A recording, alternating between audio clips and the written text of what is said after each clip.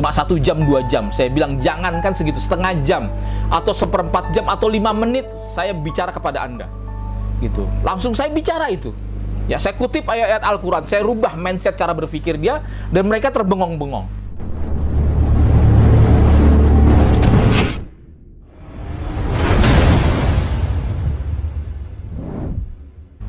Bayangkan kalau anak-anak muda kita lagi banyak problem, banyak masalah ya, kemudian ketemu dengan orang-orang yang salah gitu.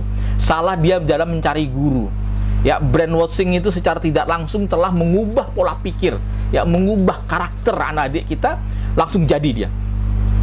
Ya, dan saya butuh hanya 5 menit pada waktu itu ya kepada para kiai-kiai pada saat itu, dan dia hanyut semuanya. Gitu.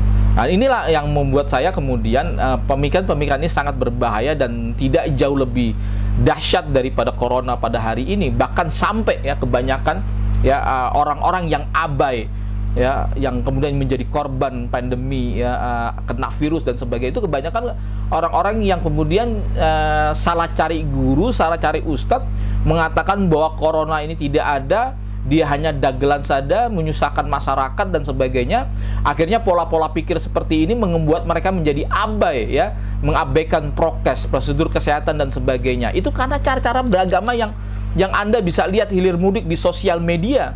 Itu banyak memprovokasi agar kita melawan terus PPKM, melawan terus bahwa itu tidak usah vaksin dan sebagainya.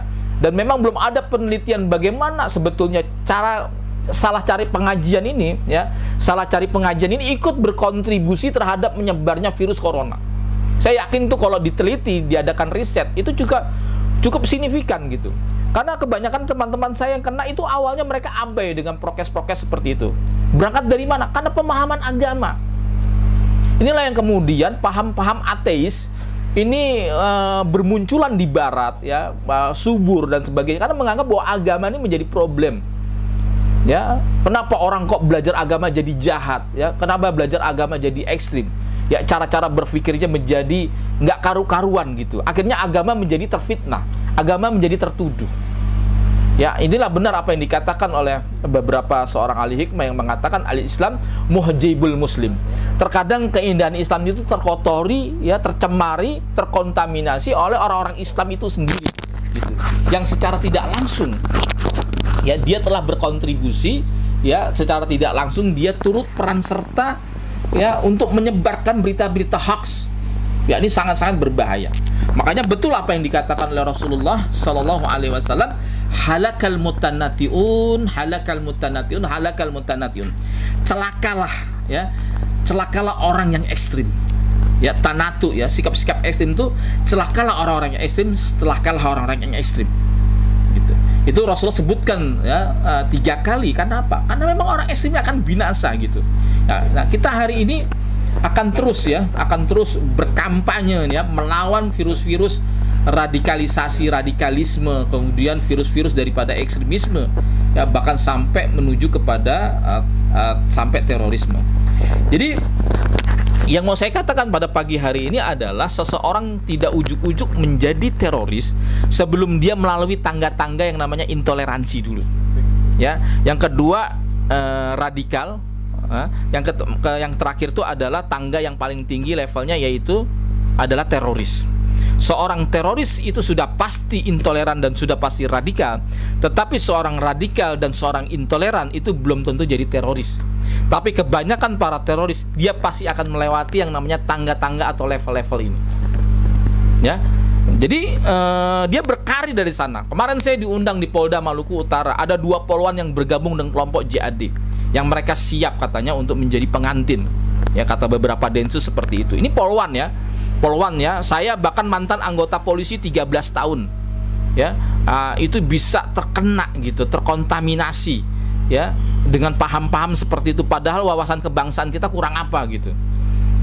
Pendapatan, saya tinggal di asrama Brimob, kemudian lahir di Brimob ya, bapak saya juga seorang anggota polisi, abang saya anggota polisi, dan saya anggota polisi mantan gitu. Itu sampai terjebak kepada paham-paham seperti itu ya, dan dia masuk ke dalam aliran darah kita yang tampak kita sadari ya, dari intoleransi dulu sampai kemudian yang namanya radikal baru sampai yang puncak tertinggi adalah terorisme. Ya. Itu yang di Maluku Utara saya mau cerita ya, sebelum saya menceritakan diri saya. Itu awalnya dia ingin berjilbab syar'i, ya ingin berjilbab lebar. Ya. Lalu di dalam grup tersebut dia mungkin afirmasi diri si Bribda Rini dan Bribda Nesti ini meningkat ya. Akhirnya dia sampai kepada pemahaman dia tidak mau mengambil gaji polisinya ya, karena dianggap ini adalah uang haram, uang dari pemerintah togut yang tidak berhukum dengan hukum Islam. Ya, lalu kemudian dia meningkat dan ingin jadi pengantin, jadi bom bunuh diri. Anda bisa bayangkan. Sama saya juga dulu sebelum menjadi ikut-ikut kelompok seperti ini, kelompok-kelompok radikal, itu masuk dulu pada paham-paham intoleransi dulu. Ya, kayaknya di luar kelompok saya udah nggak suka. Ya, jangankan kepada non Muslim, kepada sesama Muslim aja di luar daripada kelompok kita itu jadi masalah gitu.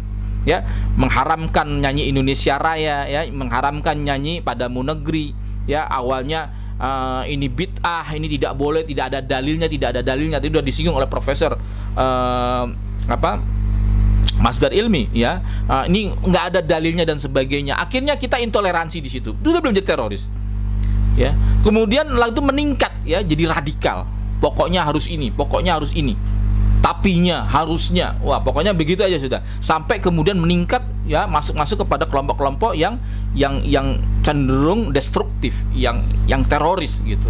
Sampai kemudian tega membunuh, tega ngebom sana sini dan sebagainya gitu. Ya, ini kebanyakan anak-anak muda, ya, itu kebanyakan salah cari guru, cara cari ustadz. Makanya betul apa kata seorang dai yang terkenal, ya, Ustadz Aidi Hidayat pernah bilang, kalau Anda ikut pengajian, ikut liqa, ya, ikut halakoh, ya, ikut majelis taklim, keluar dari majelis taklim, Anda merasa menjadi lebih baik daripada orang-orang di luar kelompok Anda jadi benci dengan orang-orang di luar kelompok Anda, maka tinggalin.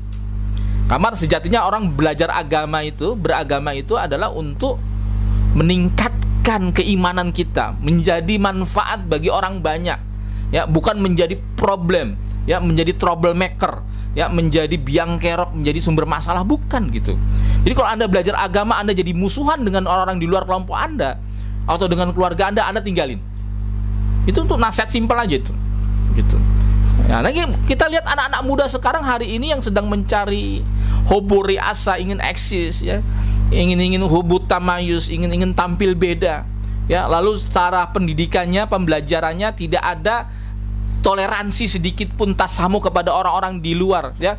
Dia mendapatkan brainwashing, ya, doktrinisasi yang ketat gitu, ya, sehingga mereka belajar agama jadi pusing sendiri, ya kan, menjadi tukang ngegas, ya.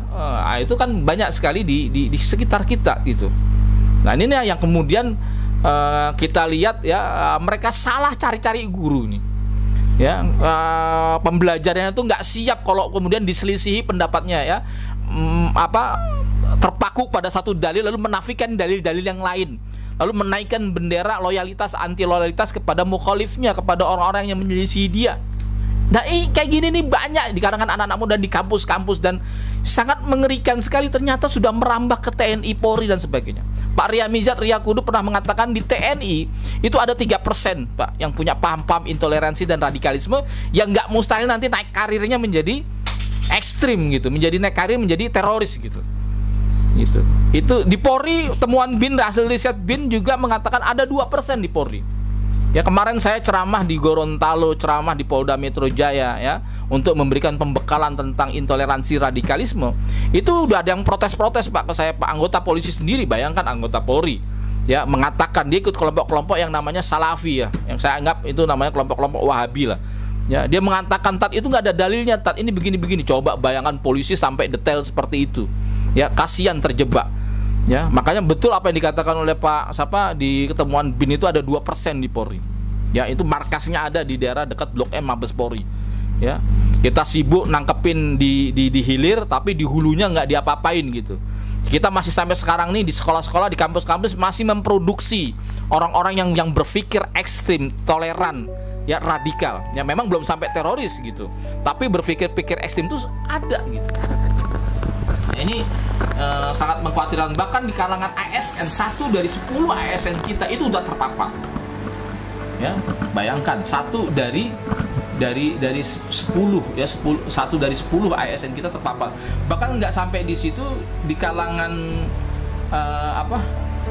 di kalangan kampus ya, sampai 23% sampai 30% ya, paham-paham ini sudah masuk ya, nggak mustahil. Makanya kemudian para teroris sejak 2 dekade yang ditangkap oleh Densus 88 dari 2000 sampai 2021 itu kebanyakan adalah kelompok-kelompok yang jargonnya kembali kepada Quran dan As-Sunnah.